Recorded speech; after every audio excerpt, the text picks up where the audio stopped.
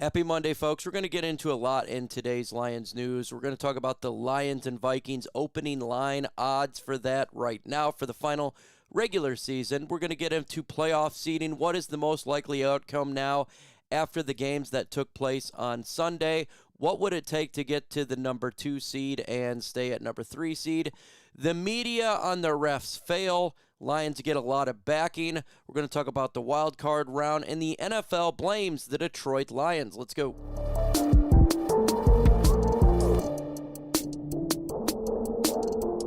All you got to do is hit that subscribe button. Trying to be the fastest growing channel on Chat Sports. It's tough, but we've gained over 3,000 subs this month. Be a part of it. Hit that subscribe button as we try to dominate Chat Sports here. Look, let's go ahead and start with the Minnesota Vikings in the lines right now. For that, as you know, Minnesota got beat up last night. If you didn't know, they got torched, man. Green Bay stomped them. And I watched the game, and it felt like that the players totally gave up for the Minnesota Vikings, both offense and defensively. I don't know how they're going to play on Sunday, but if they're playing like that, or if they're already out, in their mind, they're done, then the Lions should be able to stomp them for sure. But look, they're coming here right now. The Lions are favored by 4 points. The total over and under is 44. I actually like that. I don't know if I would go over. I would say probably take the under just in case the Detroit Lions do rest some players a little bit, maybe halfway through there, depending on how other games are going, and just what Dan Campbell personally wants to do.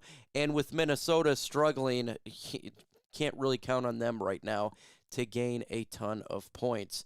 Maybe they've just kind of let it go. But who do you got in this game? Let me know in the comment section right now. DET for the Lions, MIN for the Minnesota Vikings. An ad break may take place. Take advantage of it. So the games took place yesterday for the rest of the games, and after the games, the Philadelphia Eagles and the Dallas referees, the Tampa Bay Buccaneers, the rest. This is how the NFC is stacked right now. San Francisco sitting at 12-4. The Dallas referees are sitting at 11-5. Detroit Lions 11-5, number 3 seed. Tampa Bay lost. They're sitting at 8-8. Crazy over there. So Philadelphia goes to the 5th seed. The Rams currently are the 6th seed. They locked up a playoff spot. So if everything stayed the same, we actually face the Rams. Of course, that's what it would be because that's what the NFL wants. The Green Bay Packers won, but they got to beat the Chicago Bears to stay at the 7th seed. Seattle Seahawks lost. Kind of happy for that. And the New Orleans Saints sitting at the 9th seed. I think their only realistic shot right now is their division. That's really it. Maybe they could get in another way. It seems unlikely. The remaining schedule for these teams here, you got the Rams, they got to face the 49ers. So that final, or that 6th seed could actually be moved to the 7th seed. So if the Green Bay Packers were to win and the LA Rams lose, I believe that the Lions would face the Green Bay Packers if the Lions were to stay at the 3 seed. Philadelphia Eagles face the New York Giants. They actually could lose that game, and we're going to talk about that. Same with the Washington Commanders. The Dallas referees got to face the Washington Commanders. And the Lions obviously face the Vikings, as we know. So there's actually a realistic possibility the Detroit Lions get the number 2 seed, and this is how it happens. I don't know if it's realistic, but it's possible. The Detroit Lions beat the Minnesota Vikings.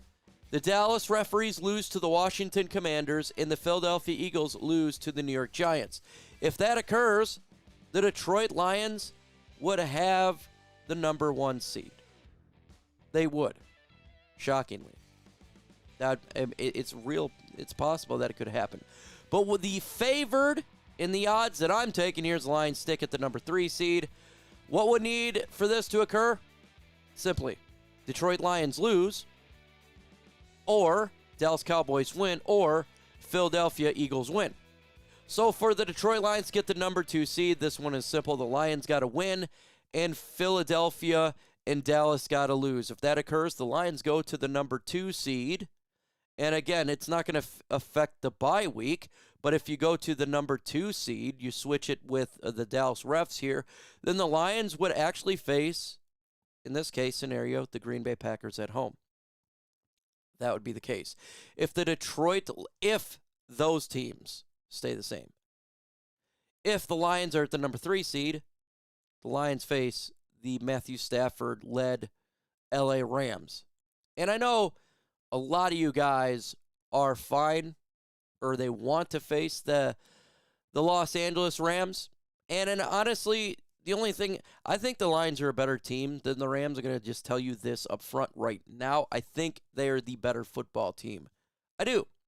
And I would rather face the Rams from a team standpoint than the Seattle Seahawks. That's why I was rooting for Seattle to lose, because Seattle has had our number. I think Detroit would beat the Matthew Stafford-led Rams. I think they would win. Do I want to face them? No. First off, I don't want the NFL narrative, because they want the Rams, and that's what they want, right? That's what the NFL wants, and so I want the opposite of what the NFL Rams want. And I know what Matthew Stafford could do with 30 seconds of the clock. He can do a Stafford comeback. But in all honesty, I'd rather face the Rams than the Seattle Seahawks. That is for sure. At least that's my personal opinion. You may have a different opinion, and hey, that's perfect, but it is what it is. Let's continue to grow the channel here for Chat Sports. Subscribe to the channel. I want to be the fastest growing channel on Chat Sports. Continue to climb. There's still some big channels on there. The Raiders Report with Mitchell Rentz, and obviously the Dallas Cowboys with Tom Downey. Let's continue to grow here. I want to kind of dominate this bad boy. Let's do a quick shout out to sponsor of today's video, and that is Prize Picks. And I love Prize Picks. I've been making a lot of money this year off Prize Picks. PrizePicks.com/CLNS, code CLNS. They'll match your deposit match up to $100. And if you want to spice up your NFL Sunday, get started with Prize Picks right now. Prize Picks is a skill-based, real money daily fantasy sports platform. And if you're looking to have more fun on game day, look no further than Prize Picks. Want to play alongside some of Prize Picks' favorite players like rapper Meek Mill and comedian Andrew Schultz? You can now find community plays in the promos tab of the app to entry some of the biggest names in the Prize Picks community each week. Prize Picks even offers a reboot policy so that your players stay and play even if one of your players gets injured. For football and basketball games, if your player exits the game in the first half and does not return in the second, that player is rebooted. Prize Picks is the only daily fantasy sports platform with an injury insurance policy. I decided to go to the NHL, and I have Mark Stone getting more than 2 points spot. Same with William Carlson getting more than 2 shots. So get started with Prize Picks right now. It's prizepicks.com/CLNS, code CLNS for a deposit match up to $100. Why is it code CLNS? Because that's our ad agency partner. So use code CLNS. It's real easy. 4 letters, get $100 match when you sign up. So download the app today. The link will be in the description and comment section of this video. It's prizepicks.com/CLNS, code CLNS. So the botch happened. We all know about the botch. The botch heard around the world. Some will say it's not a botch. Some will say it's on purpose. But whatever you want to call it, if it's on purpose, botch, or screw up, whatever, the media is on the side of the Detroit Lions. And it is unanimous. Unanimous. We're just going to do one example here, and that's Rex Ryan from ESPN. He went off, and I loved it. Said the players did exactly what they're supposed to do. Every one of them, right from Jared Goff going on for telling Decker, go report. He went right over there and reported in the nod the official. I think the official assumed 70 Dan Skipper was because he was reporting all day. That's the plan, by the way. Where Dan Campbell failed to assume that the officials got it right, well, because he went over specifically with him before the game, Ryan said. That's what you do. The official comes in, you go over to every trick play scenario, and all of that stuff. Rex Ryan knows this, why he was a head coach for many, many years. That's what he did. So he absolutely knows it. What is my take on this? First off, I don't think really anything is going to change. I think the only way for real change to occur for the NFL in botching with the referees is if the media were to do some sort of galvanization, and honestly, potentially the Congress. You say that's crazy, but it's actually, we've seen that the NFL is not going to change. They don't discipline referees. They don't do any of that. They just don't. Their discipline is minute. But if players or coaches, they talk bad about referees, if they say negative, they get fined. They're the ones that take all the punishment. So I don't really think change is going to happen, and you're going to see an example of that here real quick. My take is it's something that it's irritating because it ruins the game. And I've been talking about bad refereeing all year long, not just to the Detroit Lions, but to the NFL. I've been talking about how bad it has been. It has been atrocious. Atrocious. And it was only a matter of time before it bit us again. And, of course, it happens at the Dallas game where it always happens. And so I'm not sure if really anything can change. Now, look, we can complain, and that's what we're going to do because we have the right to, because it's ridiculous. But here's proof that it's probably not going to change. Per source knowledge situation, the NFL does not plan to change the procedure for players reporting as eligible. The league views the situation as effort by the Lions to engage in deception in gamesmanship that's backfired.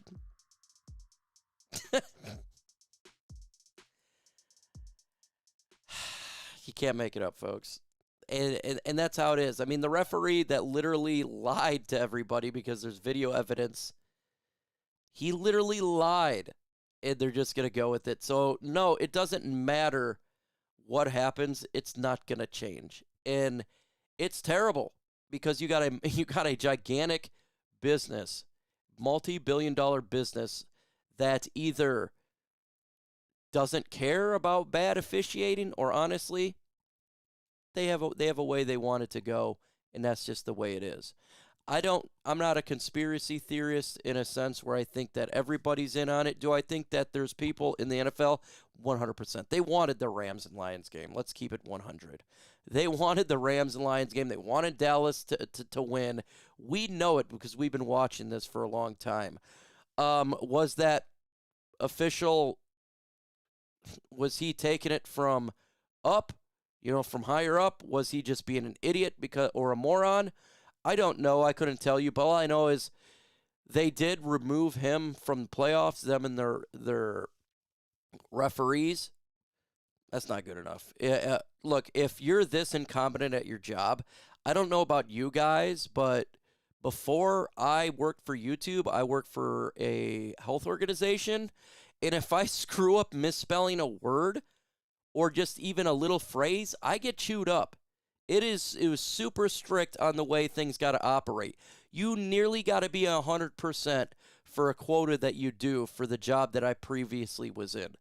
And I'm fine with that. I believe in excellence. I believe in always refining and getting better.